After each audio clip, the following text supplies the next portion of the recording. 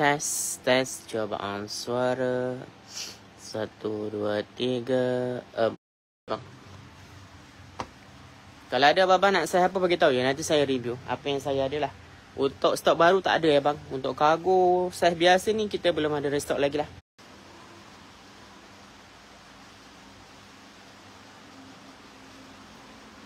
Okey, untuk yang ni warna krim krim susu. Dekat sini A5 series. Kasua ni. So dalam kan sebelum selepas tak saya tarik sikit dapatlah 43. Tapi dia panjang, ada satu poket ya bang. Poket dia ni jenis satu poket dia macam ni. Okey. Lalu ada mantap. Kurang macam ni lah color dia. Tapi bukan color krim susu lah. Okey, yang ni dia punya tag dia ubi tag. Color dia cargo, tinggal warna cerah je.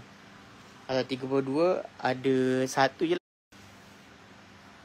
Okay, item ni condition ada kotor sikit bang. InsyaAllah basuh boleh hilang ni. Dia bukan karat bukan cargo lah. Sebab dia punya poket dia tertutup.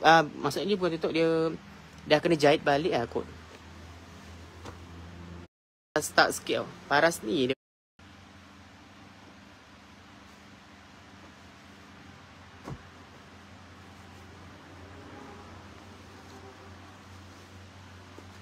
Weh, yang ni mantap bang. Item Wrangler saiz 36. Color kelabu 6.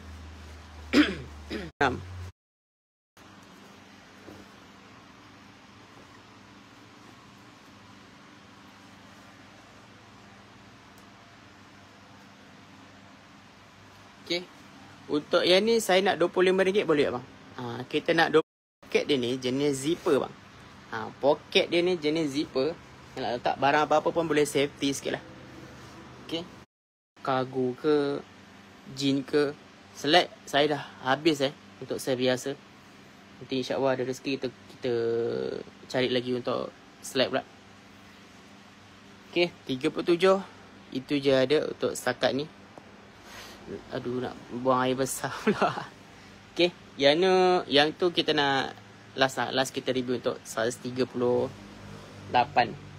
Kalau ada apa-apa nak salam beritahu 10 je.